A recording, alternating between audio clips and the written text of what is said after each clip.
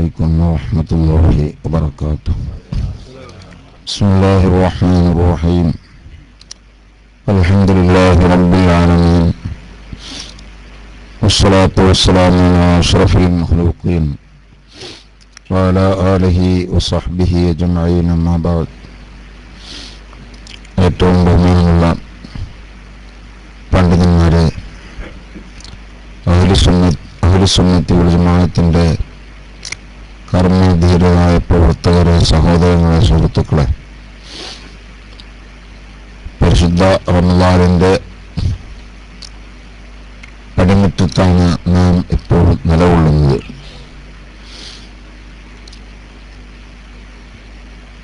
മാസങ്ങളുടെ കൂട്ടത്തിൽ സയ്യിദ് ഷുഹൂർ, മാസങ്ങളുടെ നേതാവ് എന്ന പേരിൽ അറിയപ്പെടുന്ന മാസമാണ് റമളാൻ മാസം. റമളാൻ എന്ന പേര് തന്നെ ഈ മാസത്തിന് കൊടുക്കാൻ കാരണം, റമളാൻ എന്ന വാക്കിനർത്ഥം അൽ ഇഹ്റാഖു, കരിച്ചു കളയൽ എന്നാണ്. ഈ മാസത്തിന് കരിച്ചു കളയുന്ന മാസം എന്ന് അർത്ഥവപ്പോ റമളാൻ മാസം എന്ന് പറഞ്ഞാൽ, ഈ അർത്ഥത്തിൽ ഇങ്ങനെ പേര് വെക്കാനുള്ള കാരണം, ഒരു കൊല്ലത്തിൽ 12 മാസങ്ങളുള്ളതിൽ 11 മാസക്കാലയളവിൽ നമ്മളിൽ നിന്ന് വന്നു പോയേക്കാവുന്ന ചെറുതും വലുതുമായ ദോഷങ്ങളെ കരിച്ചു കളയും പോലെ അതിനെ നാമാവശേഷമാക്കാനും ആ പാപങ്ങളൊക്കെ നമ്മളിന്ന് ഒഴിവായി നാം അതിൽ നിന്ന് മോചിച്ചു കിട്ടാനും വേണ്ടി നമുക്ക് ഈ ഒരു മാസം ഉപയോഗപ്പെടുത്താൻ പറ്റും. അതുകൊണ്ട് ഈ മാസത്തിന് റമളാൻ, കരിച്ചു കളയുന്ന മാസം, മറ്റു മാസങ്ങളിൽ ചെയ്തു കൂട്ടുന്ന എല്ലാ ഖതീഅത്തുകളും, കുറ്റങ്ങളും ഈ മാസം കൊണ്ട് നമുക്ക് ഫിനിഷാക്കിയെടുക്കാൻ പറ്റും. അതിന് പറ്റും വിധത്തിലാണ് ഒരു മാസത്തെ അല്ലാഹു സുബ്ഹാനഹു വ തആല വെച്ചിട്ടുള്ളത്. അതുകൊണ്ടാണ് ഈ മാസത്തിന് റമളാൻ എന്ന് പേര് വെക്കാൻ കാരണമെന്ന് മഹാന്മാരായ പണ്ഡിതന്മാർ പറയുന്നു. അപ്പം ഈ പറഞ്ഞതിനർത്ഥം, നമ്മുടെ ജീവിതത്തിൽ ഇങ്ങനെ റമളാൻ എങ്ങനെ കഴിഞ്ഞു പോയാൽ അതിൻ്റെ മുമ്പ് ചെയ്തു പോയ എല്ലാ പാപങ്ങളും പൊറുക്കപ്പെടും എന്നല്ല. എങ്ങനെയാണെങ്കിൽ ലോകത്തുള്ള ഏത് തെമ്മാടികൾക്കും റമളാൻ വരുന്നതോടുകൂടെ ആശ്വാസമായി. ചെയ്തു കൂട്ടിയ പാപങ്ങളൊക്കെ ഈ ഒരു മാസം നമ്മളിലൂടെ കടന്നുപോയത് കൊണ്ട് പൊറുക്കപ്പെടും എന്നാണെങ്കിൽ അങ്ങനെയല്ല, ഒരിക്കലുമല്ല. പിന്നെന്താ, അത് പൊറുപ്പിക്കപ്പെടാനും പുറത്ത് കിട്ടാനും പറ്റും വിധത്തിലുള്ള രീതിയിൽ റമളാനെ നമ്മൾ ഉപയോഗപ്പെടുത്തണം. ഒരു റമളാൻ നമ്മളീക്കടെ കടന്നാണ് പോയാൽ പോരാ. നേരെ മറിച്ച് റമളാൻ കടന്നുപോയി, ഒരു ദോഷം പൊറുപ്പിക്കാൻ ആ റമളാൻ കൊണ്ട് അവന് കഴിഞ്ഞില്ല, എന്നാൽ നേരെ മറിച്ച് ശാപമാണ് നമുക്ക് വരുന്നത്. അല്ലാഹു കാക്കട്ടെ. മുഹമ്മദ് നബി സല്ലല്ലാഹു അലൈഹി വസല്ലം തങ്ങൾ ഒരു ഖുതുബിന്റെ സന്ദർഭത്തിൽ മിമ്പറിൽ വെച്ച് ആമീൻ ആമീൻ ആമീൻ എന്നിങ്ങനെ 3 വട്ടം പറയുന്നത് സ്വഹാബത്ത് കേട്ടു. കേട്ടപ്പോൾ അവർ ചോദിച്ചു, നബിയെ, തങ്ങൾ എന്തിനായിരുന്നു മിമ്പറിൽ വെച്ച് 3 ആമീൻ പറഞ്ഞത്? ഒരാൾ ദുആ ചെയ്യുമ്പോഴാണ് മറ്റൊരാൾ ആമീൻ പറയൽ. ഇങ്ങനെ ആരും ദുആ ചെയ്തിട്ടില്ല. സാധാരണ റസൂലുള്ളാഹി ദുആയിറക്കും, അപ്പൊ കൂടിയ ജനങ്ങൾ ആമീൻ പറയും. ഇത് റസൂലുള്ളാഹി തന്നെ ആമീൻ പറയാം, ദ്വാരുന്ന ആളും കാണുന്നില്ല. അപ്പൊ സ്വഹാബത്ത് ചോദിച്ചപ്പോൾ നബി തങ്ങൾ പറഞ്ഞത്, ഞാൻ ആമീൻ പറഞ്ഞത് ജിബ്രീലിന്റെ ദുആക്കാണ്. ജിബ്രീൽ 3 കാര്യങ്ങൾ വെച്ച് ദുആ ചെയ്തു. ഓരോ ദുആക്കും ഞാൻ ആമീൻ പറഞ്ഞു. അതിൽ ഒരു ദുആ ഏതായിരുന്നു? പരിശുദ്ധ റമളാൻ ഇങ്ങനെ സമാഗതമായി. എന്നിട്ട് ആ റമളാൻ അവനോട് കടന്നു പോയിട്ട് അവൻ്റെ ഒരു ദോഷം പോലും പൊറുപ്പിക്കാൻ പറ്റും വിധത്തിൽ റമളാനിൽ ഉപയോഗപ്പെടുത്താൻ കഴിഞ്ഞില്ല എങ്കിൽ അള്ളാഹുവിൻ്റെ റഹ്മത്തിനെ തൊട്ട് അവനെ അള്ളാഹു ദൂരത്താക്കട്ടെ എന്നാണ് വരുന്നത്. ആരാ ദ്വാരുന്നത്? ജിബ്രീൽ അലൈഹിസ്സലാം. ആ ദുആക്ക് ആമീൻ പറഞ്ഞ ആരാണ്? റസൂലുള്ളാഹി തന്നെ. അപ്പൊ പിന്നെ ആ ദുആ സ്വീകരിക്കപ്പെടാതെ വരൂല എന്ന് ഉറപ്പല്ലേ? ജിബ്രീൽ ആ ദുആ ഇറക്കുന്നത്. ആമീൻ പറഞ്ഞ റസൂലുള്ളാഹി സ്വല്ലല്ലാഹു അലൈഹി വസല്ലം തങ്ങളുമാണ്. അപ്പൊ നമുക്ക് അങ്ങനെ റമളാൻ വന്നിട്ട് നമ്മളിൽ അതുകൊണ്ടൊരു മാറ്റം വന്നില്ല.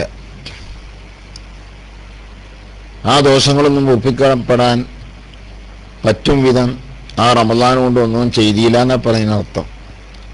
എന്നാൽ അള്ളാഹുവിൻ്റെ റഹ്മത്തിനെ തൊട്ട് അള്ളാഹുവിനെ ദൂരത്താക്കട്ടെ എന്ന് പറഞ്ഞാൽ എത്രയാണ് ആ ദുആന്റെ കടുപ്പം.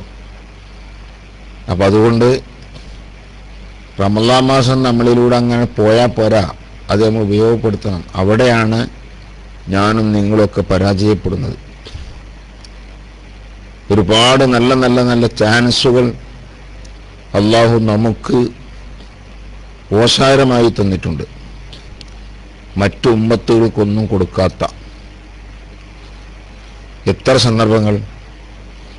അള്ളാഹുവിനോട് മുഅ്മിനായ മനുഷ്യൻ ദുആ ചെയ്താൽ ആ ദുആ സഡൻ അപ്പം തന്നെ അള്ളാഹു ഇത് കബൂലാക്കും. അങ്ങനത്തെ ചില സന്ദർഭങ്ങൾ. ഇപ്പൊ വെള്ളിയാഴ്ച, എല്ലാ ആഴ്ചയിലും ഒരു ദിവസം വെള്ളിയാഴ്ചയാണ്. ആ വെള്ളിയാഴ്ചയിൽ ഒരു സായത്ത് കുറഞ്ഞ സമയമുണ്ട്. ഏതാണ് ആ സമയമെന്ന് നിർണയിക്കപ്പെട്ടിട്ടില്ല. പലരും ചില ഹദീസുകളുടെ വെളിച്ചത്തിൽ ഇന്ന സമയമാണെന്നൊക്കെ അഭിപ്രായപ്പെട്ടിട്ടുണ്ടെങ്കിലും അതൊന്നും ഖണ്ഡിതമല്ല. സാധാരണ ഇപ്പം എല്ലാവരും ദ്വാരക്കുന്ന സമയമാണ് വെള്ളിയാഴ്ച. ജുമുഅക്ക് കൂടിയാൽ ഇമാമ് 2 ഖുത്ബിൻ്റെ ഇടയിൽ ഇരിക്കണമായിരുത്തം. അപ്പം നമ്മൾ ദ്വാരക്കും, എല്ലാവരും ദ്വാരക്കും. ആ സമയമാണ് മേൽപ്പറഞ്ഞ സമയം എന്ന് ഒരു അഭിപ്രായമുള്ളതാണ് അങ്ങനെ ദ്വാരക്കാനുള്ള കാരണം. ഇനി നിസ്കാരത്തിന് ഖുത്ബന്റെ ഇടയിലുള്ള സമയമാണെന്ന് അങ്ങനെ അഭിപ്രായമുണ്ട്. പല അഭിപ്രായവും അതിൽ അഭിപ്രായപ്പെട്ടിട്ടുണ്ടെങ്കിലും ഒന്നും ഉറപ്പില്ല. എന്ന മാതിരി റമളാനിലെ ഒരു രാവ്, ഒരു രാത്രി, ലൈലത്തുൽ ഖദർ എന്ന് പറയപ്പെടുന്ന ആ രാവ് വലിയ പവിത്രമായ രാവാണെന്ന് ഇപ്പോൾ ഖുർആൻ തന്നെ സാക്ഷ്യപ്പെടുത്തിയതാ. 1000 മാസങ്ങളെക്കാൾ പുണ്യമുള്ള ഒറ്റ രാവ്. പക്ഷെ ഏതാണ് ആ രാവ് എന്ന് നിർണയിക്കപ്പെട്ടിട്ടില്ല. പല ഹദീസുകളിൽ പല അഭിപ്രായം പലതും വന്നിട്ടുണ്ട്. അപ്പോൾ ഓരോ ഹദീസിൻ്റെ വെളിച്ചത്തിൽ ഓരോ ഇമാമിയങ്ങളും അഭിപ്രായപ്പെട്ടിട്ടുണ്ട്. റമദാനിൻ്റെ ഒരു രാവ് ലൈലത്തുൽ ഖദറിൻ്റെ രാവാണ്. അത് 1000 മാസത്തെക്കാൾ ഖൈറാണ്. ഇതൊക്കെ ഖുർആൻ പറഞ്ഞ. ചിലർ പറഞ്ഞു അത് റമദാനിൻ്റെ അവസാനത്തെ 10 ഒരു രാവാണ്. അതിൽ പണ്ഡിതന്മാർക്ക് യഥാർത്ഥത്തിൽ തർക്കമല്ല എന്നും തന്നെ പറയാം. പക്ഷേ ഏതാണ് ആ രാവ്? അവസാനത്തെ 10 21 ഒറ്റയിട്ട രാവാണ് എന്നും പറയുന്നു. അപ്പോൾ ചിലർ പറഞ്ഞു 21 രാവാണ്. ഇമാം ഷാഫി റളിയല്ലാഹു അൻഹു ഈ പക്ഷക്കാരനാണ്. 21 രാവിനാണ് ലൈലത്തുൽ ഖദറിന്റെ രാവ്. ഷാഫി ഇമാം വ്യക്തിപരമായി അഭിപ്രായപ്പെട്ടാണ്. എന്നാൽ പണ്ഡിതന്മാരിൽ ബഹുഭൂരിപക്ഷത്തിന് അഭിപ്രായം 27 രാവാണെന്നാണ്. അതിലേക്ക് ഖുർആൻ തന്നെ സൂചന കൊടുത്തിട്ടുമുണ്ട്. കാരണം ലൈലത്തുൽ ഖദർ എന്ന ആ വാക്ക് ലൈലത്തുൽ ഖദറിനെ പരാമർശിക്കുന്ന സൂറത്തിൽ 3 വട്ടം ആവർത്തിച്ചു. ഇന്നാ അൻസൽനാഹു ഫീ ലൈലത്തുൽ ഖദർ ഒന്നായി. വമാ അദ്റാകമാ ലൈലത്തുൽ ഖദർ, ലൈലത്തുൽ ഖദർ എന്ന വാക്ക് 2 വട്ടം ആവർത്തിച്ചപ്പോൾ പിന്നെ പറഞ്ഞു ലൈലത്തുൽ ഖദ്രി ഖൈറും മിൻ അൽഫി ഷഹർ, 1000 മാസങ്ങളെക്കാൾ ഉത്തമമാണ് ലൈലത്തുൽ ഖദറിന്റെ രാവ്. അങ്ങനെ 3 വട്ടം ലൈലത്തുൽ ഖദർ എന്ന് ആവർത്തിച്ച് പറഞ്ഞു. ലൈലത്തുൽ ഖദർ എന്ന ആ വാക്കിൽ 9 അക്ഷരങ്ങളാണുള്ളത്. 9 3 വട്ടം ആവർത്തിച്ചാൽ 3 9 27 എന്നാണ് കണക്ക്. അപ്പോൾ 27 രാവാണെന്നതിലേക്ക് സൂചിപ്പിക്കാനാണ് 9 അക്ഷരങ്ങൾ വരുന്ന ലൈലത്തുൽ ഖദർ എന്ന വാക്കിനെ 3 വട്ടം ആവർത്തിച്ചത് എന്ന സൂചന വെച്ച് 27 രാവാന്ന് അഭിപ്രായപ്പെടുന്നു. ഏതായിരുന്നാലും ഉറപ്പില്ല. അപ്പം ഇങ്ങനത്തെ സന്ദർഭങ്ങൾ അള്ളാഹു തരുമ്പോൾ ഇത് ഉറപ്പിച്ച് തരാഞ്ഞ് നമ്മളധ്വാനം വേണം. ഒക്കെ നമ്മളിങ്ങനെ ലാഭം എടുത്താൽ മാത്രം പോരാ. അപ്പം നമുക്കിതില്ല ഒഴിവാകാതെ കിട്ടണമെങ്കിൽ എല്ലാ സമയവും നാം അതിൽ മുഴുകണം. അപ്പോഴേ പിന്നെ നമുക്ക് കിട്ടുള്ളൂ. നമുക്ക് ഉറപ്പില്ലല്ലോ, ഓരോ അഭിപ്രായങ്ങളിലുള്ളൂ. അതിനുവേണ്ടി നാം കഠിനാധ്വാനം നടത്താൻ വേണ്ടി അല്ലാഹു തആല അതിന് ഇഖ്ഫാവ് ചെയ്തു, മറച്ചു വെച്ചു. അല്ലെങ്കിൽ നാം ഒക്കെ വളവന്മാരായിട്ട് ആ സമയം കാത്തിരിക്കും. അതുവരെ ഒന്നും ചെയ്യൂല. ആ സമയം മാത്രം ഉപയോഗപ്പെടുത്തും. എന്നിട്ട് 1000 മാസത്തിൻ്റെ പുണ്യം കുറഞ്ഞ സമയങ്ങളെ കൊണ്ട് നേടിയെടുക്കും. അത് വേണ്ട, ഓനും വേണം അധ്വാനിക്കുക. അല്ലാഹു തആല തരാൻ വെക്കുമ്പോൾ അത് വാങ്ങാനുള്ള അധ്വാനം നമ്മുടെ ഭാഗത്തുനിന്നും വേണമല്ലോ. എല്ലാം അല്ലാഹു തരും, നമ്മളൊന്നും ചെയ്യണ്ട എന്ന് വെക്കാൻ പറ്റില്ല. അല്ലാഹു തആലയോട് നമ്മൾ ദുആ ചെയ്യുമ്പോഴും അങ്ങനെ തന്നെയല്ലേ. ദുആ ചെയ്ത കാര്യങ്ങളൊക്കെ അല്ലാണ്ട് ഇത് എന്നൊന്നല്ല, കുറച്ച് അധ്വാനം നമ്മുടെ ഭാഗത്തുനിന്നും വേണ്ടി വരും.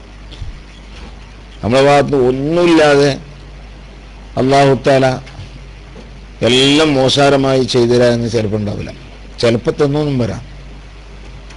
എല്ലാ കാരണങ്ങളും അസ്ബാബുകളും ഒക്കെ അല്ല തന്നെ ഉണ്ടാക്കി തന്നു. നമ്മുടെ ഭാഗത്തോളം യാതൊരു പണിയില്ല. എന്നാൽ പലപ്പോഴും അങ്ങനെയല്ല, അധ്വാനം നമ്മുടെ ഭാഗത്തുനിന്ന് ഉണ്ടാവണം.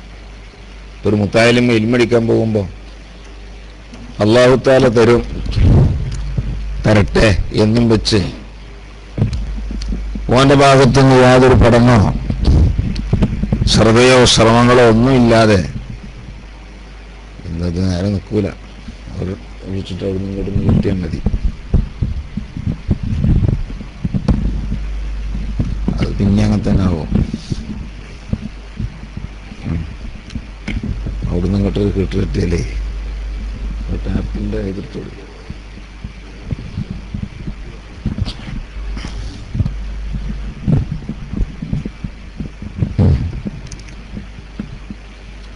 അപ്പോ അതെന്നുള്ള നമ്മുടെ ഭാഗത്തുനിന്നൊരു ശ്രമം നടക്കണം. ഞാൻ പറഞ്ഞു വന്നത് അല്ലാഹു സുബ്ഹാനഹു വ തആല ഇഖ്ഫാ ചെയ്യാൻ കാരണം, മറച്ചു വെക്കാൻ കാരണം ഇതിനുവേണ്ടി തന്നെയാണ്. നമ്മുടെ ഭാഗത്തുനിന്ന് അധ്വാനം വേണം. അപ്പൊ ഇത്രയും മഹത്വമേറിയ ദിവസങ്ങൾ അല്ലെങ്കിൽ സമയങ്ങൾ അല്ലെങ്കിൽ മാസങ്ങൾ ഒക്കെ അല്ലാഹു തരുന്നത് മനുഷ്യനെന്ന നിലക്ക് നമ്മളിൽ നിന്ന് വരുന്ന ഒരുപാട് പാകപ്പിഴവുണ്ടാവും. അതൊക്കെ പരിഹരിച്ച് അല്ലാഹുവിൻ്റെ റഹ്മത്തിൻ്റെ പാത്രമാകാൻ നമ്മൾ പറ്റണം. അപ്പോഴേ അല്ലാഹുവിൻ്റെ റഹ്മത്തിലേക്ക് ചൊരിച്ചാൽ ആ റഹ്മത്ത് അവിടെ നിൽക്കുള്ളൂ. നമ്മളെ കയ്യിൽ വാങ്ങാൻ യാതൊരു പാത്രവും ഇല്ലെങ്കിൽ കൊടുക്കുന്നവൻ കൊടുക്കാൻ തയ്യാറാണ്, പക്ഷെ വാങ്ങുന്നവന് കൊണ്ടുപോകാൻ പറ്റുന്ന നിലക്ക് പാത്രമായിട്ട് വന്നിട്ടില്ല. അവര് പറ്റിയ പരാജയം പോലെ ആകും നമുക്ക് ഇതിനുള്ള പാത്രങ്ങൾ അല്ലാഹു തആല തന്നതാണ് യഥാർത്ഥത്തിൽ ഈ സമയങ്ങളൊക്കെ. പക്ഷെ അത് ഉപയോഗപ്രദമായ പാത്രമാണെങ്കിൽ നമ്മൾ അതിനനുസരിച്ച് നാം ആയിത്തീരേണ്ടതുണ്ട്. ഒക്കെ അല്ലാഹുവിൻ്റെ വിധിയാണ്. എന്ത് ദോഷം ചെയ്യാം, ദോഷത്തെപ്പറ്റി പറഞ്ഞാലും അത് അല്ലാഹുവിൻ്റെ വിധിയല്ലേ, ഞാനെന്ത് കാട്ടാനാ. ഇങ്ങനെ കൈമലർത്തിയാൽ ലോകത്ത് പിന്നെ ആരും കുറ്റക്കാരുണ്ടാവില്ല. അല്ലാഹുവിൻ്റെ വിധി ഇല്ലാത്ത ഒരു സംഗതി ലോകത്ത് നടക്കൂല. അപ്പം എൻ്റെ ഹക്കിൽ അല്ലാഹു വിധിച്ചല്ലേ എന്ന് പറഞ്ഞ് ഒഴിയാൻ പറ്റുമോ? അത് പറ്റൂല. നമുക്ക് ഈ ദിവസങ്ങൾ ഉപയോഗപ്പെടുത്താൻ കഴിയണം, മാസം ഉപയോഗപ്പെടുത്താൻ കഴിയണം.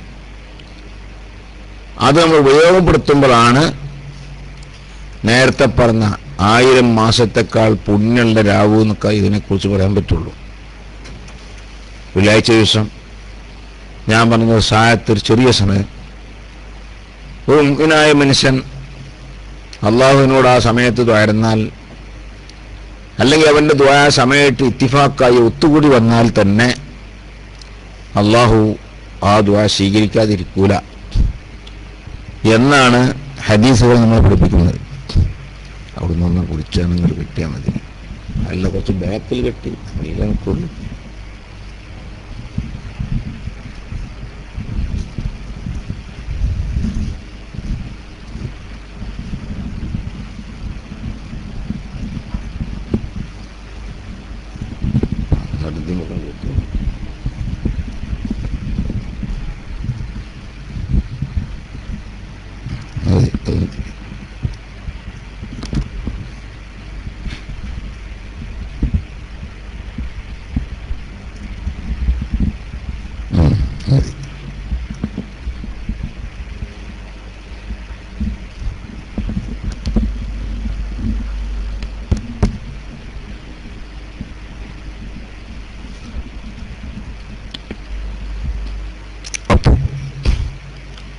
അല്ലാഹു സുബ്ഹാനഹു വ തആല നമുക്ക് തരണമെങ്കിൽ അത് വാങ്ങാനുള്ള തയ്യാറ് നമ്മളിൽ ഉണ്ടാകണം. ഈ ഒരു മാസം കൊണ്ടുള്ള ഗുണങ്ങൾ, നേട്ടങ്ങൾ അല്ലാഹു തആല എന്തൊക്കെ ഇതിൽ വെച്ചറിയോ? നമ്മുടെ ശരീരത്തിൻ്റെ ശുദ്ധി വരുത്തൽ, ആത്മാവിൻ്റെ ശുദ്ധി വരുത്തൽ, നമ്മുടെ ധനത്തിൻ്റെ ശുദ്ധി വരുത്തൽ തുടങ്ങിയ കാര്യങ്ങളൊക്കെ ഈ റമളാൻ മാസത്തിലൂടെ വരുന്നുണ്ട്. റമളാൻ എന്ന വാക്കിന് അർത്ഥം അൽ ഇഹ്റാഖു, കരിച്ചു കളയൽ ആണ് എന്ന് നേരത്തെ ഞാൻ പറഞ്ഞു. അപ്പൊ ഈ ദോഷങ്ങളൊക്കെ കരിച്ച് കളയും പോലെ നമ്മൾ ചെയ്തു കൂട്ടിയ ദോഷങ്ങളൊക്കെ ഇല്ലായ്മ ചെയ്യാൻ പറ്റിയൊരു മാസം ഈ മാസം. അതാണ് തൗബയുടെ മാസം. ഈ മാസമാണ്. മുൻപ് കഴിഞ്ഞുപോയ ആലിമീങ്ങൾ, ഔലിയാക്കൾ, നേതാക്കൾ അവരൊക്കെ അള്ളാഹുവിലേക്കുള്ള തഖർറുബ് അടുക്കാൻ വേണ്ടി കാര്യമായി ഉപയോഗപ്പെടുത്തിയ റമളാൻ മാസമായിരുന്നു. അള്ളാഹുവിലേക്ക് എങ്ങനെ അടുക്കൽ? അള്ളാഹുവിനോട് ദൂരത്താവുന്നതിൻ്റെ നേരെ ഓപ്പോസിറ്റ് ചെയ്യണം. ഓരോ പാപം ചെയ്യും തോറും അള്ളാഹുവിനെ തൊട്ട് നമ്മൾ അകന്നു പോവുകയാണ്. മനുഷ്യന്റെ ദോഷങ്ങളാണ് മനുഷ്യനെ അള്ളാഹുവിനെ തൊട്ട് അകറ്റുന്നത്. ആ ദോഷത്തിൽ നിന്ന് അവൻ തൗബ ചെയ്യും തോറും അള്ളാഹുവിലേക്ക് അവൻ അടുക്കും. മഹാന്മാരായ മലായിക്കത്തിന്റെ പദവിയിലേക്ക് മനുഷ്യൻ എത്തുമെന്നാണ്. മലായിക്കത്തിന്റെ പദവി പറഞ്ഞാൽ അവർ അശുദ്ധം തൊട്ട് തീണ്ടാത്തൊരു കൂട്ടരാണ്. ലാ യഅസൂനല്ലാഹ മാ അമറഹും വയഫ്അലൂന മാ യുഅ്മറൂൻ. അള്ളാഹു കൽപ്പിച്ച ഒരു കാര്യത്തിനും അവർ ചെയ്യാൻ മാറ്റം ചെയ്യൂല. അള്ളാഹു എന്ത് കൽപ്പിച്ചോ അത് അപ്പടി ചെയ്യുന്നവരെ മലായിക്കത്ത്. മലായിക്കത്തിനൊക്കെ അള്ളാഹു കൊടുത്ത ഓരോ ഡ്യൂട്ടി, ആ ഡ്യൂട്ടിയിൽ ഒരു തെറ്റാതെ അതിൽ തന്നെ നിൽക്കണം. റുക്കോയിൽ തന്നെ കഴിയുന്ന മലായിക്കത്ത് അവരെ പടച്ച അന്ന് മുതൽ ഒരു റുക്കോയിൽ റാക്കീങ്ങളാണ്. ഒരു കൂട്ടർ സുജൂദിൽ തന്നെ നിലനിർത്തിയ കൂട്ടർ അവർ പടക്കപ്പെട്ട അന്ന് മുതൽക്ക് സുജൂദിലാണ്. ഒരിപ്പോഴും സുജൂദിൽ തന്നെ.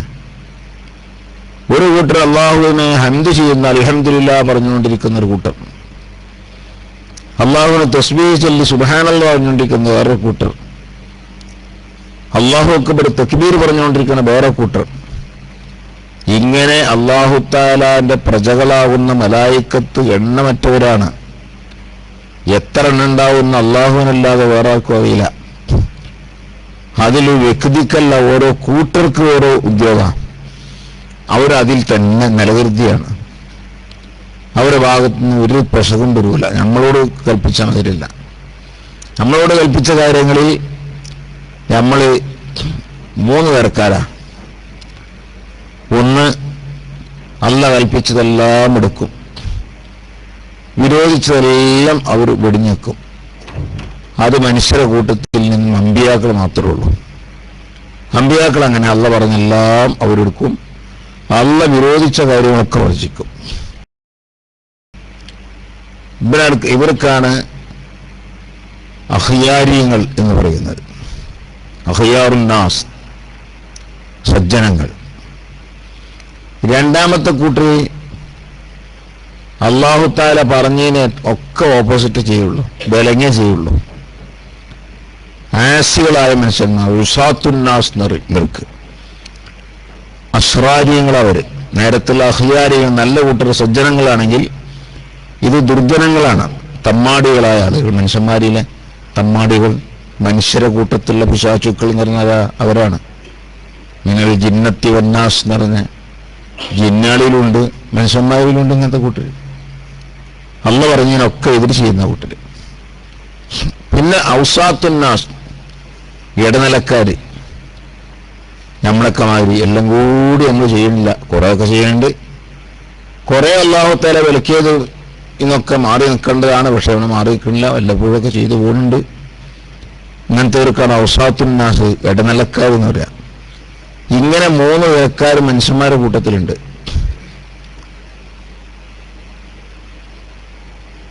അമ്പിയാക്കള് അതിൽ പറഞ്ഞ ആദ്യത്തെ മഹാന്മാരായ കൂട്ടരാണ്. എന്നാൽ മലായിക്കത്ത് അങ്ങനെയല്ല. മലായിക്കത്ത് എല്ലാം അഖ്യാരിയങ്ങളാണ്. അപ്പൊ മനുഷ്യരെന്ത് കുറ്റം വരും എന്നാണ് ഞാൻ പറഞ്ഞത്. പറഞ്ഞ കാര്യങ്ങൾ എല്ലാം ചെയ്യുന്നിടത്തും ചിലപ്പോൾ ക്രമക്കേട് വരും, എല്ലാം ചെയ്തില്ല എന്ന് വന്നേക്കാം. ചെയ്യരുത് എന്ന് പറഞ്ഞ കാര്യങ്ങൾ ഒന്നില്ലാതെ ഒഴിവാക്കേണ്ടതാണ്. പക്ഷേ ചിലതൊക്കെ ചെയ്തു എന്ന് വരാം. അതുകൊണ്ടാണല്ലോ അല്ലാഹു തആല കൽപ്പിച്ചോടത്തും വിലങ്ങിയോടത്തും രണ്ട് മർത്തബുണ്ട്.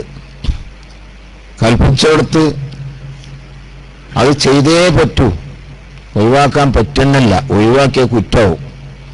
അങ്ങനത്തേനാണ് വാജിബ് എന്ന് പറയാം. അള്ളാഹ് കൽപ്പിച്ചത് കൃത്യമായ കർശനമായ കൽപ്പനയാണ്, അത് വാജിബാണ്. വാജിബായ കാര്യത്തെ ഒന്നും വയ്ക്കാൻ പറ്റൂല.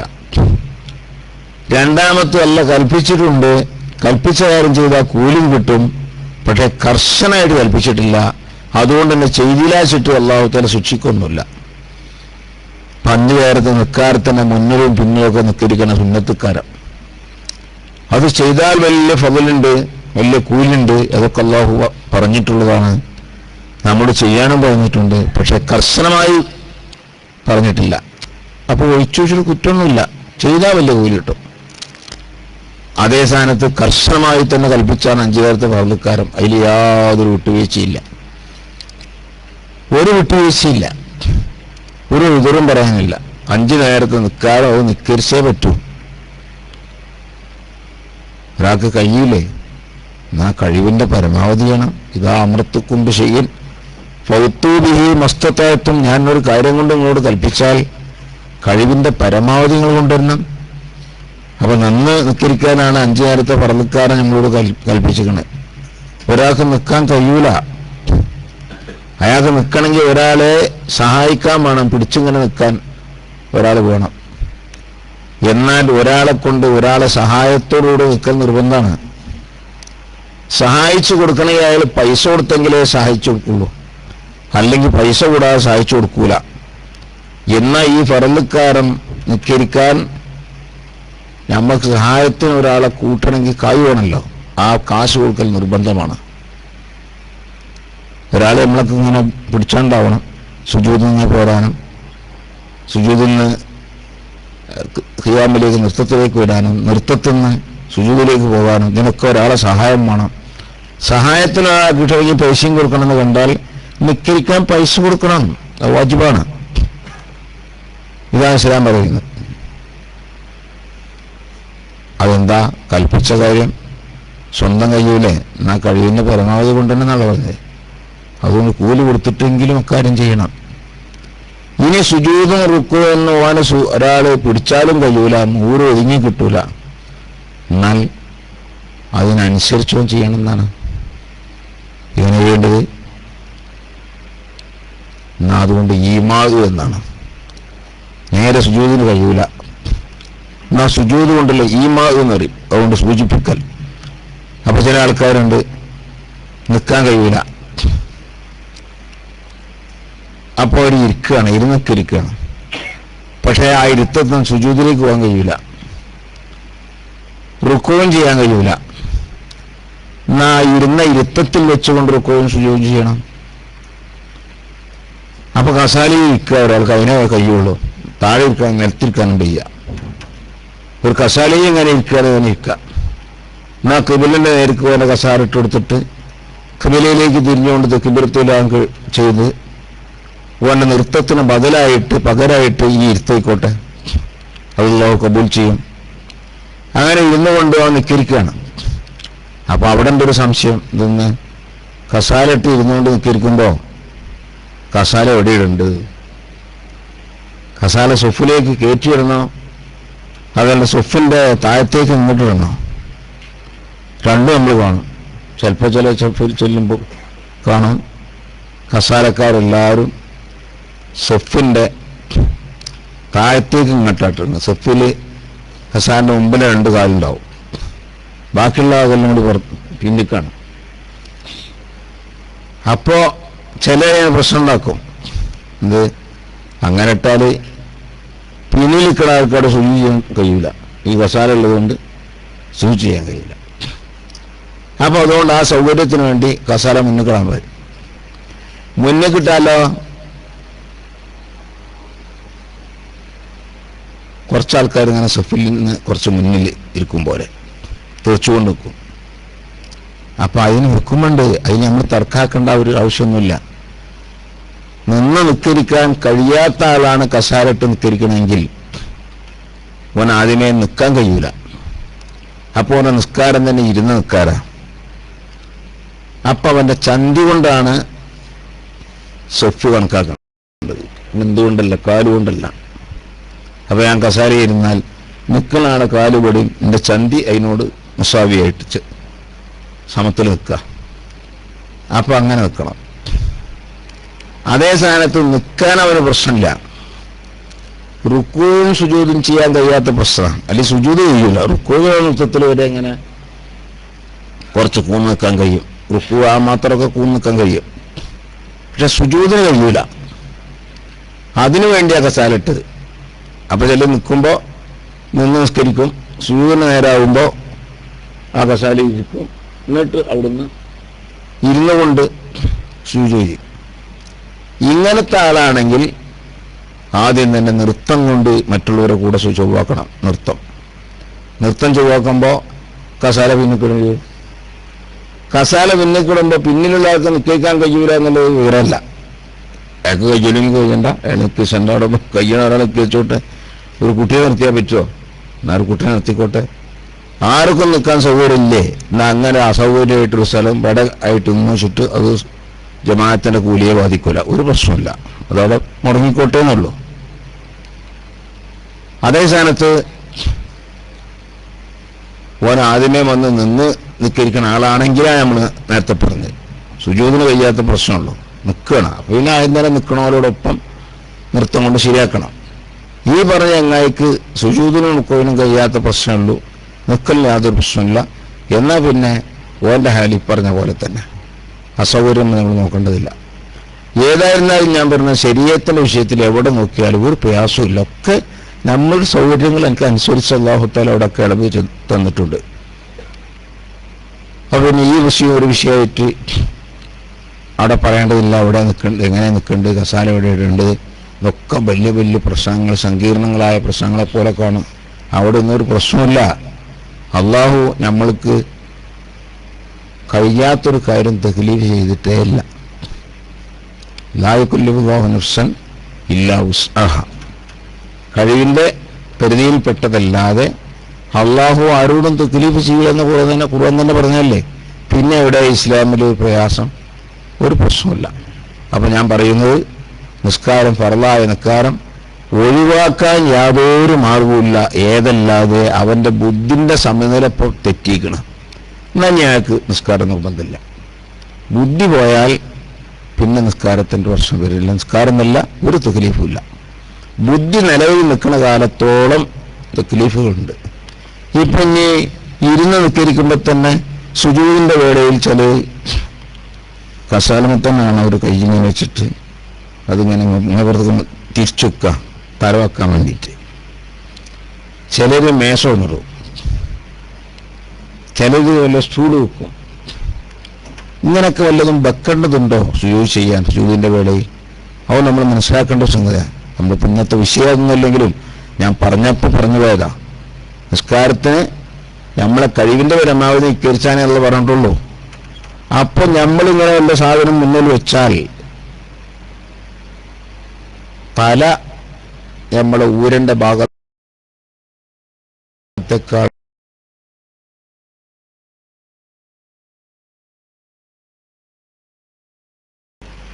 താഴ്ന്നു നിൽക്കാൻ പറ്റും വിധത്തിൽ വെക്കാൻ കഴിയുമെങ്കിലും മതി. കണ്ട ഈ ശീലത്തിന്റെ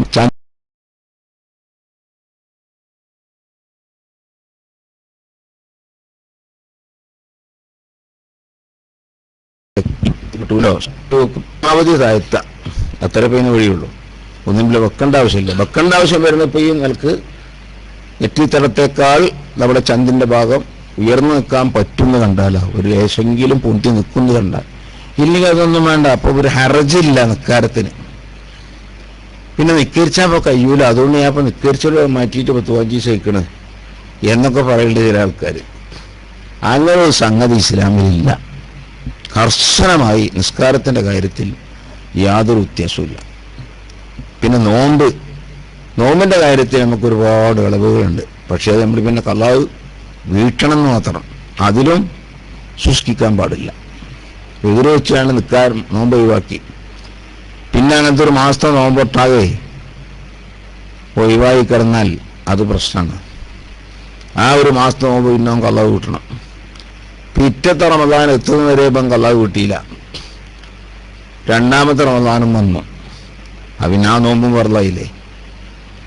അപ്പം ഇനി അടുത്ത റമദാൻ ആകണീൻ്റെ ഇടയ്ക്ക് 2 നോമ്പും കള്ളാവ് കിട്ടിയാൽ മാത്രം പോരാ. കള്ളാവ് വീട്ടിലെ പുറത്ത് ഒരു നോമ്പ് ഒരു കൊല്ലം വൈകിച്ചതിന് ഒരു പ്രായശ്ചിത്തം വേറെയും വരും. പിന്നെയും പിന്തിച്ചാൽ പ്രായശ്ചിത്തം പിന്നെയും വരും. ഇതൊക്കെ അല്ലാഹു തആല നമ്മൾക്ക് തക്ലീഫ് ചെയ്തപ്പോൾ ബുദ്ധിമുട്ട് കൂടാതെ ഓരോ കാര്യങ്ങൾ പരമാവധി കഴിവനുസരിച്ച് ചെയ്യണമല്ലോ. അത് ചെയ്യാതെ വരുമ്പോൾ കൊടുക്കേണ്ടുന്ന പ്രായശ്ചിത്തങ്ങളാണ്. ഞാൻ പറഞ്ഞ ഇങ്ങനെ ഒരുപാട് കാര്യങ്ങൾ അല്ലാഹു തആല നമ്മോട് തക്ലീഫ് ചെയ്തു. കഴിയാത്തതിന് ചില സംവിധാനങ്ങളും ചെയ്തെന്നു. അപ്പം അതിൽ പെട്ടതാണ് ഇപ്പം പരിശുദ്ധ റമദാനിൻ്റെ നോമ്പ് സഹിയാകാൻ തന്നെ. ഫർളൊക്കെ നോക്കുമ്പോൾ സിമ്പിളാണ്, ചെറിയ സംഗതിയുള്ളൂ. പക്ഷേ അത് പൂർത്തിയായി കിട്ടാൻ കുറച്ച് പണിയാണ്. അതെന്താ? ലാഹിറിൽ അതിൻ്റെ ഫർളും ഷർത്തും ഒക്കാൻ പണിയില്ല. പലപ്പോഴും നമ്മുടെ നോമ്പിന് പറ്റുന്നത് അതിൻ്റെ ആത്മീയമായ കേടാ. നോമ്പിൻ്റെ റൂഹ് പോയ മാതിരിയാണ്. ആ ജസദൊക്കെ ഉണ്ട്. എന്താ? നിയ്യത്ത് വെക്കണം. നിയ്യത്ത് എപ്പോഴാണ് വേണ്ടത്? ശാഫി മദ്ഹബ് പ്രകാരം നോമ്പിൻ്റെ നിയ്യത്ത് നാളത്തെ നോമ്പാണെങ്കിൽ ഇന്ന് രാത്രി, ഇന്ന് ഫജ്റുസ്സാദിക്ക് വെളിവാണതിന് മുമ്പ് നിയ്യത്ത് വെക്കണം. നിയ്യത്ത് പറഞ്ഞാൽ തൊള്ളോണ്ട് പറച്ചിലല്ല. പിന്നെന്താ? മനസ്സിൽ വേണം. തൊള്ളോട് പറഞ്ഞില്ലെങ്കിലും കുഴപ്പമില്ല, പറച്ചിൽ സുന്നത്തുള്ളൂ. മനസ്സിൽ കരുതണം. മനസ്സിലൊന്നും കരുതാതെ ഇവൻ തറാവീഹ് കഴിക്കാൻ പോയതാ. 10 റക്അത്ത് തറാവീഹ് കഴിച്ചപ്പോൾ ഇവൻ ക്ഷണിച്ചിക്കണം. പിന്നെ ഇമാം ഇങ്ങനെ നിയ്യത്ത് പറഞ്ഞു കൊടുക്കും. 20 റക്അത്ത് തറാവീഹ് കഴിഞ്ഞ ശേഷം നവീത്തു സൗമഗദീൻ അന്നതായി ആ പറഞ്ഞത് ഇങ്ങനെ പറയുന്നല്ലാണ്ട് ഇവന്റെ മനസ്സും അതും കൂടി യാതൊരു ബന്ധവും ഉണ്ടാവില്ല. ഏതുവരെ? നമ്മളിപ്പോൾ തൗബ ചൊല്ലിക്കൊടുക്കാനുണ്ട്, ചൊല്ലിക്കൊടുക്കലുണ്ട്. ആ ചൊല്ലിക്കൊടുക്കലെങ്ങനെ? ചൊല്ലിക്കൊടുത്താൻ പറഞ്ഞാൽ അങ്ങനെ കേട്ടില്ല തന്നെ. ഞങ്ങളുടെ താൻപുരാനെ ഞങ്ങൾ ചെയ്തിട്ടുള്ളതായ ചെറുതും വലുതുമായ എല്ലാ ദോഷങ്ങളും പുറത്തു തരണേ താൻപുരാനെ. നമ്മ തൗബയായി. അത് താൻപുരാനെ പറയാതെ തമ്പുരാനെ പറഞ്ഞാൽ ദുആയായി. ചുരുക്കി പറഞ്ഞാൽ ദുആയി, നീട്ടി പറഞ്ഞാൽ തൗബയായി. അതല്ല തൗബ.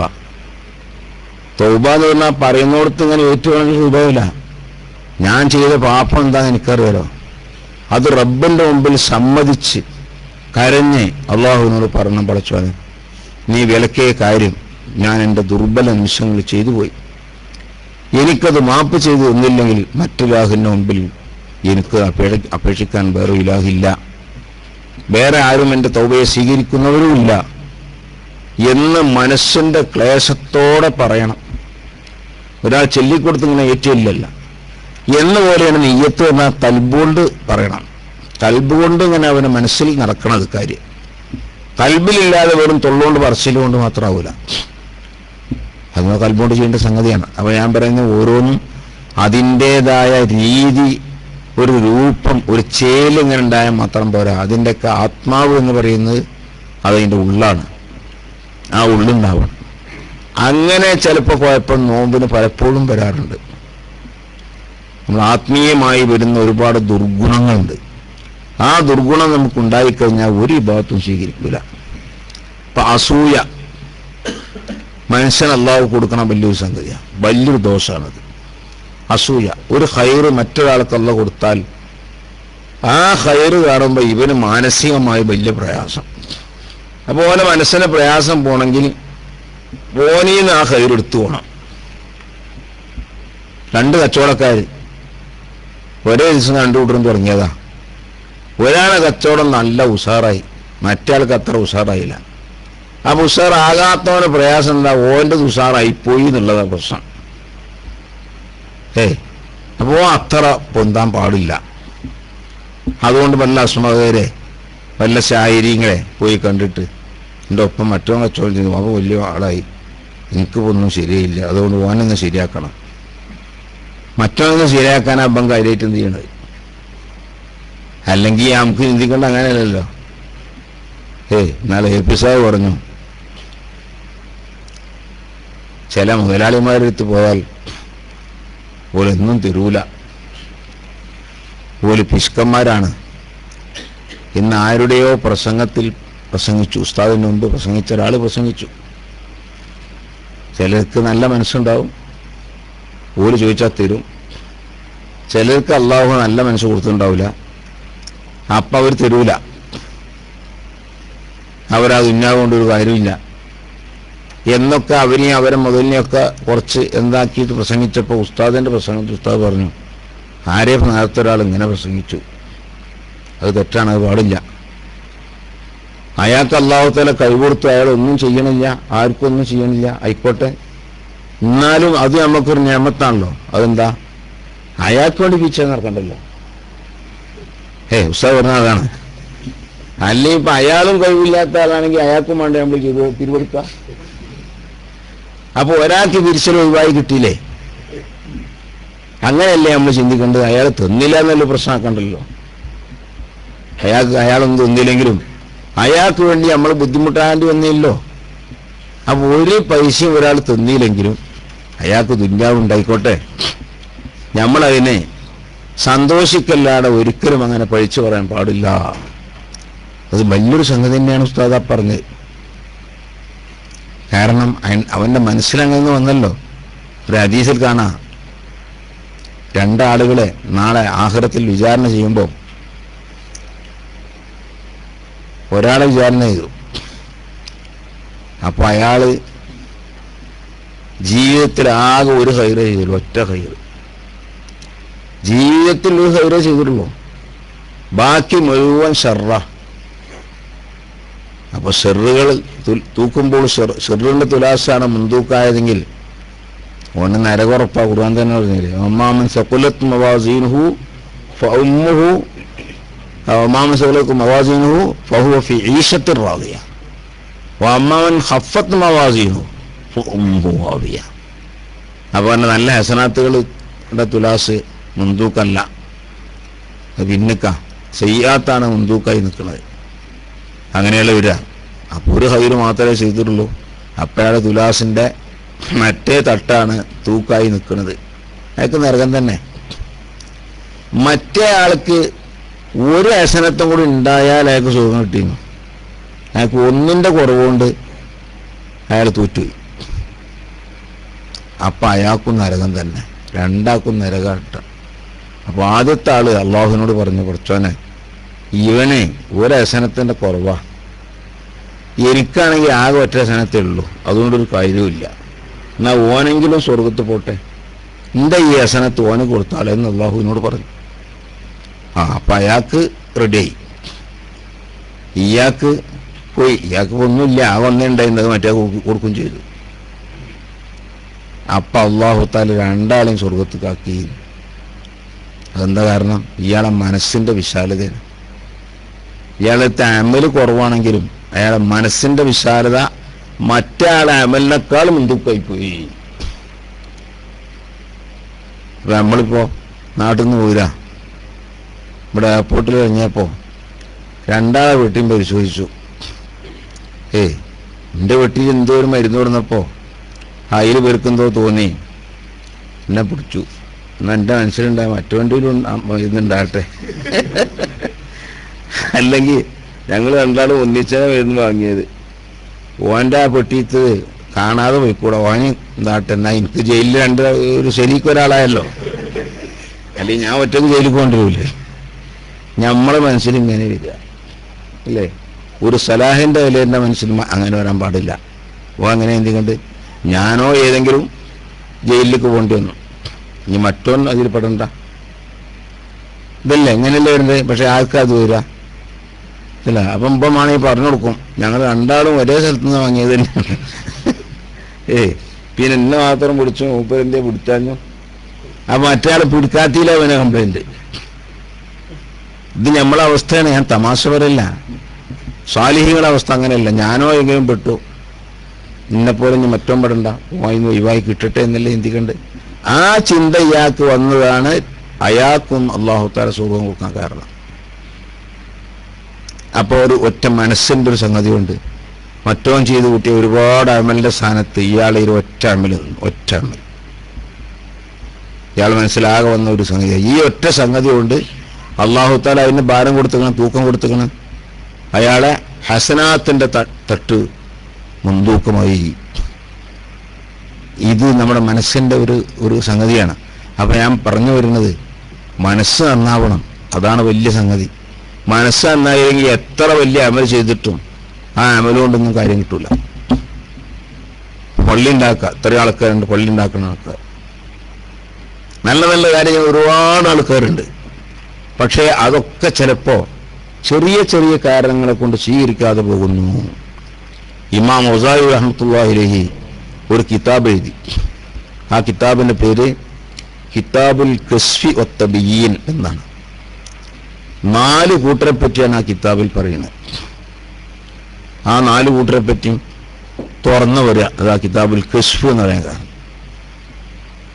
അതിൽ ഒരു കൂട്ടർ ആലിമ്യകളിന്, വലിയ കൂട്ടർ ആലിമ്യങ്ങളാണല്ലോ, വലിയവരെ പറ്റിയാണ് ആദ്യം പറയേണ്ടത്. അപ്പൊ ആലിമ്യങ്ങളെ പറ്റി പറഞ്ഞ എന്താ പറഞ്ഞത്? ആലിമ്യങ്ങൾ അള്ളാഹുവിന്റെ ഇൽമ പഠിച്ച കൂട്ടരാ, വലിയ ഫضലുള്ള കൂട്ടരാ. ഇൽമിന്റെ ഒരു ഫضലൊക്കെ ഹദീസിലും ആയത്തിലും പറഞ്ഞ ഒരുപാടുണ്ട്. പക്ഷേ അവന്റെ ഇൽമും അവന്റെ അമലും തട്ടിച്ചു നോക്കുമ്പോ ഈ ഇൽമുള്ള ആൾ തന്നെയാണോ പഠിച്ചോനെ ഈ ചെയ്യുന്നത്? ആ ഇൽമും അമലും കൂടി യാതൊരു ബന്ധമില്ല. അങ്ങനത്തെ ആലിം, അതാണ് ഉലമാ ഉസ്സൂ എന്ന് പറയുന്നത്. അല്ലാഹു കാക്കട്ടെ. മറ്റുള്ളവർ നന്നാവാനല്ല ഇവരെ കാരണം കൊണ്ടായിത്തീരുന്നത്, മറ്റുള്ള ജനങ്ങളും ചീത്തയായിപ്പോവും. അങ്ങനത്തെ ഇൽമിന്റെ പേരാകുമ്പോൾ ആ ഇൽമ അവർക്ക് ദോഷമായി വരുന്ന ഇൽമ. അതാണ് കാര്യമായും ആ ആലിമ്യങ്ങൾ അതിൽ കുറ്റം പറയാൻ കാരണം. രണ്ടാമത്തെ കൂട്ടരാരാണ്? ഉപാദ്യങ്ങൾ, വലിയ ഇബാദത്തേരാ. ഓൽക്കെന്താ കുഴപ്പം? ഓര് ഇബാദത്തെ വെച്ച് കണ്ട് ആലിമ്യങ്ങളെയും കുറ്റം പറയും. ഓരോ കുറച്ച് ദിക്റും സ്വലാത്തും പരിപാടിയും ഒക്കെ നടത്തും. അപ്പൊ ആലിമ്യങ്ങളെ പറ്റി ഓല് മോശാക്കി പറയും. എന്ത് മൂല്യമായിട്ടുണ്ട് കാര്യം? ഞാനിപ്പോ എല്ലാ ആഴ്ചയിലും ദിക്റിന് പോകുന്നുണ്ട്, എല്ലാ ദിവസത്തെ ദിക്റിലും ഞാൻ പങ്കെടുക്കുന്നുണ്ട്, അവിടെ ഒന്നും ഈ മൂല്യരെ കാണുന്നില്ല. മൂല്യർ പള്ളികളിൽ ഇമാമക്കും അയാൾ വരുന്നല്ലാണ്ട് അവിടെ ഒന്നും ഇപ്പൊ അയാളെ കാണൂല. അപ്പൊ ദിക്റിന്റെ ദിവസം മൂല്യരെ കണ്ടില്ല എന്ന കാരണം കൊണ്ട്, അല്ലെങ്കിൽ എന്തെങ്കിലും നല്ല നല്ല കാര്യങ്ങൾക്ക് മൂല്യരെ കണ്ടില്ല എന്ന കാരണം കൊണ്ട് മൂല്യരെ ഇപ്പം കുറ്റം പറയണം. മൂല്യർ ചെയ്ത് വേറെ തെറ്റ്, അത് വേറെ വിഷയം. പക്ഷെ മൂല്യരെ ഇപ്പം കുറ്റം പറഞ്ഞു, മാകെ ജാഹില. ആ ഇമ്മുള്ള മൂല്യരെ ബന്ധന കുറ്റം പറഞ്ഞു, പിന്നെ അതിന് വല്ല അർഹത ഉണ്ടോ? അപ്പോൾ ചെയ്ത ഈ ഭാഗത്തോട് എന്തേ കാര്യം? അങ്ങനെയാണ് അവരെ കുറ്റം പറഞ്ഞത്. മൂന്നാമത്തെ കൂട്ടരെ പറഞ്ഞു ആരാ? മുത്തശയ്യിഖുകൾ. ഷെയ്ഖായിട്ട് വൈകുന്നേരം വരെ ഷെയ്ഖല്ലേ, നേരം പോകുമ്പോൾ ഷെയ്ഖിക്കണം. ഉപ്പാട് കാര്യമായ മഹാനുണ്ട്, ഇവിടെ കാര്യമായ മഹാനുണ്ട്, എന്നിട്ട് ഓരോ മഹാന്മാരുണ്ട് ഇറങ്ങിക്കൂടെ തന്നെ. അങ്ങനെ ഷെയ്ഖായി അവരോധിച്ച് ഇറങ്ങുന്ന ചില ആളുകൾ, അവരെയാണ് മൂന്നാമത് കുറ്റം പറഞ്ഞത്. 4ാമത് കുറ്റം പറയുന്നത് മുതലാളിമാരെയാണ്. അതൊക്കെ ഞാൻ പറഞ്ഞു കൊടുക്കുന്നത്. മുതലാളിമാർ അല്ലാഹു അവർക്ക് ഒരുപാട് പണം കൊടുത്തുക്കണം. പക്ഷേ പണക്കാരിൽ നിർബന്ധ ബാധ്യതയായ ഒരുപാട് സംഗതി ഉണ്ട്. അതവർ ചെയ്യാതെ സുന്നത്തുകൊണ്ട് അമൽ ചെയ്യും. എല്ലാ കൊല്ലും 2 3 വട്ടം ഉണ്ടക്ക് പോകും. വലിയ ഹൈറുള്ള സംഗതിയാണ്.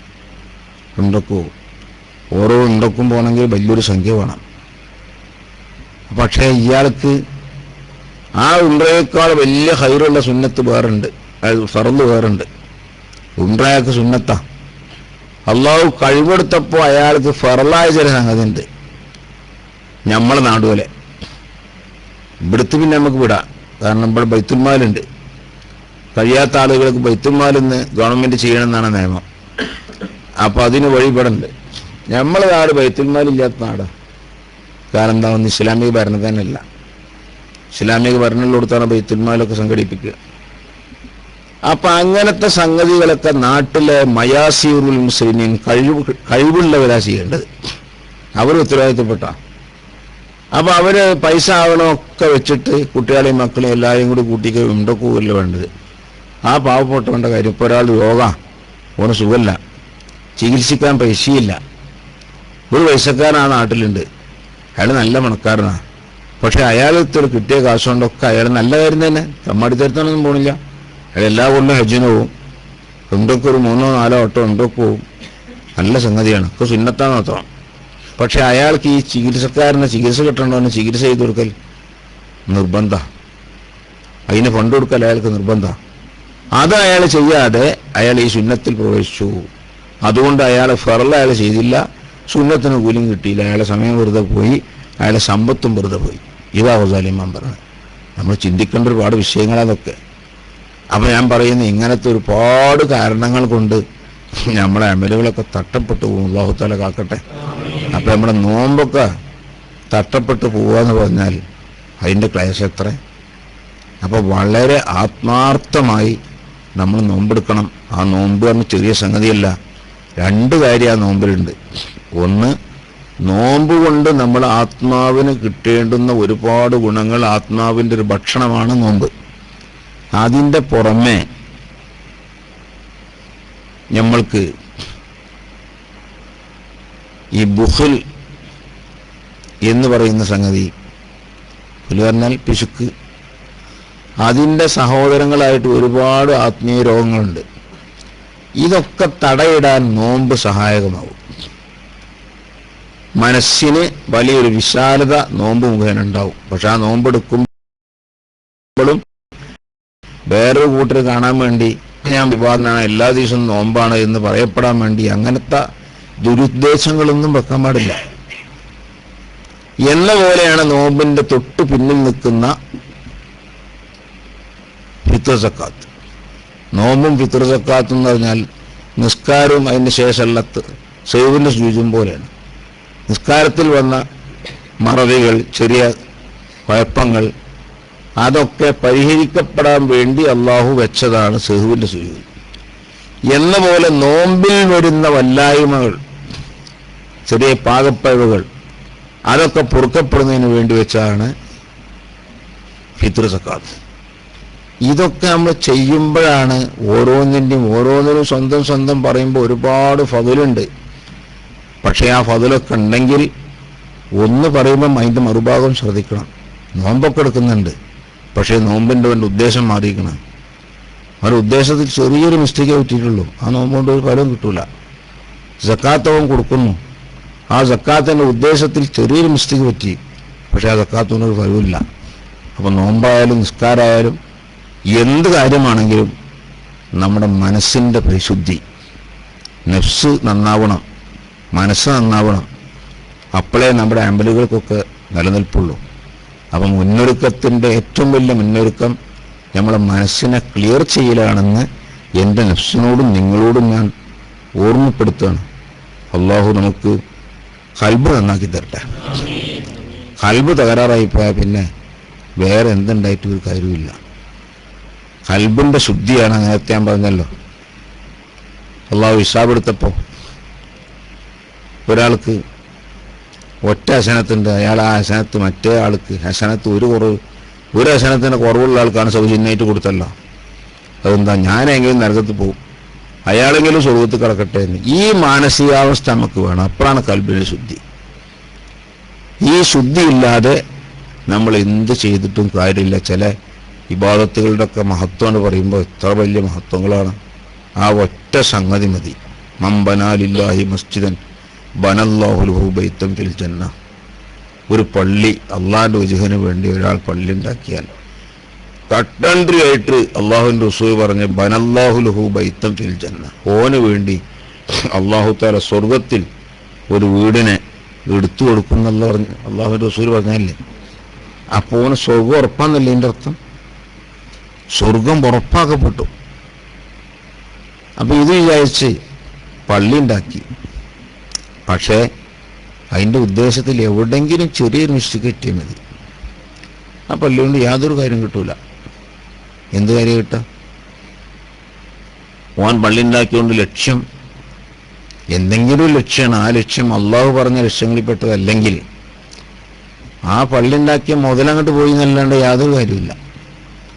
അപ്പൊ എല്ലാത്തിലുള്ള ഫضൽ മാത്രം നമ്മൾ കേട്ടാൽ പോരാ, അത് തകരാറായി പോകുന്ന മറുവശം നമ്മൾ ചിന്തിക്കുമ്പോഴേ അതിൽ നിന്ന് നമ്മൾ കഴിച്ചിലായി മുക്തമായി വരണം എന്ന ബോധം നമുക്കുണ്ടാവുള്ളൂ. അതുകൊണ്ട് നമ്മുടെ അമലുകളൊക്കെ അല്ലാഹു സ്വീകരിക്കുന്ന അമലായി തീരണമെങ്കിൽ ഖൽബ് ശുദ്ധിയാക്കണം. ഖൽബിന്റെ ശുദ്ധി എന്ന് പറഞ്ഞാൽ നമുക്ക് ഇവിടുന്ന് വാങ്ങാൻ കിട്ടുന്ന സംഗതിയല്ല. അതിൽ പ്രധാനമായും നമുക്ക് ഖൽബിന് റിഖ്തത്ത് മാർദ്ദം ഉണ്ടാക്കുന്ന സംഗതിയാണ്. അത് ഏതാണ്? ദിക്റുകളാണ്. ദിക്ർ എന്ന് പറയുമ്പോൾ സലാത്തായാലും ലാ ഇലാഹ ഇല്ലല്ലാഹ് എന്ന ദിക്റായാലും തസ്ബീഹ് ആയാലും ഹദ്ദാദ് ചെല്ലലായാലും ഖുർആൻ ഓതലായാലും അതൊക്കെ ഈ പറഞ്ഞ തസ്ബീഹിൽ പെടും. അതുകൊണ്ടാണ് ഖൽബിനക്ക് റിഖ്തത്ത് കിട്ടുക, മാർദ്ദവം കിട്ടുക. ഖൽബിന് മാർദ്ദവം കിട്ടുമ്പോഴേ ഖൽബിലേക്ക് ഖശിയ്യത്ത്, പേടി എന്നതാണ് കിടന്നേയുള്ളൂ. എന്തു വന്നാലും പേടിയില്ല. വേണ്ടിയില്ല, ഇലക്ഷനൊക്കെ കഴിഞ്ഞപ്പോൾ എത്ര നല്ല മനുഷ്യന്മാർ സ്വാലിഹീങ്ങൾ ആണെന്ന് നമ്മൾ മനസ്സിലാക്കിയ ആൾക്കാർ മുർത്തദ്ദായി എന്ന് പറയേണ്ടിയിരിക്കുന്നു. മുർത്തദ്ദായി പോയി ഇസ്ലാമെന്ന് പുറത്തുപോയി ഇന്ന് ഷാത്തുകളും എല്ലിട്ടും ഇങ്ങോട്ട് വരില്ലാണ്ട് പറ്റൂല എന്ന് പറയേണ്ട അവസ്ഥയ്ക്ക് എത്തിയ എത്ര ആളുകളുണ്ട്. നമ്മൾ പരിചയമുള്ള ആളുകൾ നമ്മളാരെങ്കിലും പറഞ്ഞു കൊടുത്താൽ എനിക്കറിയെല്ലാം, നിങ്ങളാരും പറഞ്ഞിരുന്നും വേണ്ട, നിങ്ങളെ മൂല്യന്മാരൊക്കെ ഞാനറിയും എന്ന് പറഞ്ഞ് പ്രതികരിക്കുകയും ചെയ്യും. വലിയ അമല് ഒറ്റ വാക്കുകൊണ്ട് പൊളിഞ്ഞു പോകാൻ ചെറിയൊരു വാക്ക് മതി. എന്തൊക്കെ പറഞ്ഞത്, എന്തൊക്കെ ചെയ്തത്, ഇതൊക്കെ ആലോചിച്ച് നോക്കി നിങ്ങൾ. രാഷ്ട്രീയം അതിൻ്റെ ഏത് ഭാഗം കൊണ്ട് വിടി, ഒന്നിൻ്റെയും ഭാഗക്കാരനാകണ്ടേ നമ്മൾ അള്ളാഹുവിൻ്റെ ഭാഗത്ത് നിന്നാൽ മതി. എന്നിട്ട് ചിന്തിച്ചു നോക്കുക, ഈ പറച്ചിലുകൾ എത്ര മോശമായി ആരെപ്പറ്റിയാണ് പറയുന്നത്? വലിയ വലിയ ആലിമ്യങ്ങളെപ്പറ്റി. ഇസ്ലാമിൻ്റെ നിയമപ്രകാരം ഒരാലിമിനെ കളിയൊക്കെ മതി, നിന്ദിച്ചാൽ മതി, ഇസ്ലാമെന്ന് പുറത്തുപോയി. തുപ്പലം താഹിറാണ്, നയസല്ല. ഒരാലിമിന് പേര് എഴുതിയ ബാനറോ നോട്ടീസോ ഉണ്ട്, എന്താ ആലിമരുടെ ലേഖം തുപ്പലെടുത്ത് തേച്ചു, ഫഖദ് ഇർതദ്ദ, അവൻ മുർത്തദ്ദായിപ്പോയി, ഇസ്ലാമെന്ന് പുറത്തുപോയി. അല്ലാഹു തആല കാത്തുരക്ഷിക്കട്ടെ. അങ്ങനെ ഇസ്ലാമിൽ നിന്ന് ഞൊടിയിട പുറത്തു പോകുന്ന സംഗതികൾ സാധാരണക്കാരൊക്കെ ഉള്ള അപേക്ഷിക്കുമ്പോൾ ഒരു പേടിയില്ല. അതെന്താ? ഖശിയ്യത്ത് എന്ന സംഗതി എടുത്തുപോയി. റസൂലുള്ളാഹി സ്വല്ലല്ലാഹു അലൈഹി വസല്ലം സൂചിപ്പിച്ചിട്ടുണ്ട്, ഉമ്മത്തിൽ വരുന്ന ഏറ്റവും വലിയ നാശം ഖശിയ്യത്തിനെ, ഭയത്തെ ഉയർത്തപ്പെടലാണ്, പേടിയില്ലാണ്ടാകുക. പേടിയുണ്ടെങ്കിൽ മാത്രമേ എല്ലാത്തിലും സത്യസന്ധത നിലനിൽക്കുള്ളൂ. പേടി എപ്പോഴും നമ്മളെ കൽബിൽ നിലനിൽക്കണം. പേടി നിലനിൽക്കണമെങ്കിൽ കൽബിന് റിഖ്തത്ത് വേണം. പെരുവരുത്ത കൽബാണെങ്കിൽ, പെരുക്കൻ കൽബാണെങ്കിൽ ഒരു പേടി ഉണ്ടാവില്ല. ഈ റിഖ്തത്ത് വരണമെങ്കിൽ ഇങ്ങനത്തെ കാര്യങ്ങളിലൊക്കെ നമ്മൾ പങ്കെടുക്കണം. അദ്കാറുകൾ നമ്മളിങ്ങനെ ഒരുമിച്ച് കൂടിയിട്ട്, അല്ലെങ്കിൽ ഒറ്റക്കാവുമ്പോൾ കൂടുതൽ നടക്കൂല, സംഘടിതമായിട്ടാണെങ്കിൽ എങ്ങനെയും നടന്നോളൂ. അങ്ങനെ നമ്മൾ കൂടിയാൽ ഖുർആനോത്തിൽ കൂടി, അല്ലെങ്കിൽ വെറും ദിക്ർ ചെല്ലുകയാണ് അതിൽ കൂടി, അല്ലെങ്കിൽ സലാത്തിന്റെ മജ്ലിസിൽ കൂടി, ഇങ്ങനത്തെ മജാലിസുകളൊക്കെ നമ്മൾ ഒഴിവാക്കാതെ അതിലിങ്ങനെ കൂടിയാൽ ഖശിയ്യത്ത് ഇങ്ങനെ കുറേശ്ശെ ഉണ്ടായി വരും. ആദ്യം ചെല്ലുമ്പോഴൊന്നും നമുക്ക് ആ പേടി കൽബിൽ തോന്നിയില്ല, മനസ്സാന്നിധ്യം കിട്ടിയില്ല എന്ന് വിചാരിച്ച് ചെല്ലാതിരിക്കണ്ട. ബഹുമാനപ്പെട്ട ഇബ്നു അത്താഇല്ലാഹി സിക്കന്ദരി അവിടുത്തെ ശിഷ്യന്മാർക്ക് വേണ്ടി എഴുതിയതല്ല, മുമ്പ് ഉപദേശിച്ചൊരു ഉപദേശമാണ്. ഹിക്കമ് പറഞ്ഞൊരു കിതാബുണ്ട്. ഉപദേശം കഴിഞ്ഞതിന് ശേഷം ശിഷ്യന്മാരെ കേട്ടത് എഴുതിയെടുത്തതാണ്, എന്നിട്ട് അതൊരു കിതാബാക്കിയതാണ്. മൂപ്പര് കിതാബ് എഴുതിയതല്ല. ഞാൻ ഇപ്പം നിങ്ങളോട് ഇങ്ങനെ ഉപദേശിക്കുമ്പോൾ ഞാൻ ഉപദേശിച്ച സംഗതി എല്ലാം കൂടി ഇത് കഴിഞ്ഞതിന് ശേഷം ഒരാൾ അതൊരു കിതാബാക്കി എഴുതിയാൽ എന്താ? അതുപോലെ ബഹുമാനപ്പെട്ട ഒരു കിതാബായി എഴുതിയതല്ല, ശിഷ്യന്മാർക്ക് നല്ല സതുപദേശം കൊടുത്തതാ. അപ്പൊ ആ ഉപദേശത്തിൽ മഹാനവർ പറയുന്നുണ്ട്, ദിക്ർ ചെല്ലുമ്പോൾ മനസ്സാന്നിധ്യം കിട്ടണില്ല എന്ന് വിചാരിച്ച് ഇത് ദിക്ർ ചെല്ലൽ ഒഴിവാക്കണ്ട. ചിലർക്ക് തോന്നും ഞാൻ കുറേ ഇങ്ങനെ ചെല്ലുന്നില്ല, മനസ്സിലാണ് കിടക്കണില്ല, മനസ്സിലതിൻ്റെ ഒരു ഏത് ഭക്തി കിട്ടണമില്ല, പിന്നെ ഒത്താപ്പി ചെല്ലിയിട്ട് ഇത് ഇബ്ലീസ് ഉണ്ടാക്കണതാ. അപ്പൊ നമ്മളെ മനസ്സിലങ്ങനെ തോന്നുമ്പോൾ തീരെ ചെല്ലണ്ട നോക്കും. അപ്പൊ അത് നമ്മൾ പാടില്ല. കൽബിന് സാന്നിധ്യം കിട്ടിക്കോളും, നമ്മൾക്ക് കഴിയുന്ന വഴി നമ്മൾ ചെല്ല.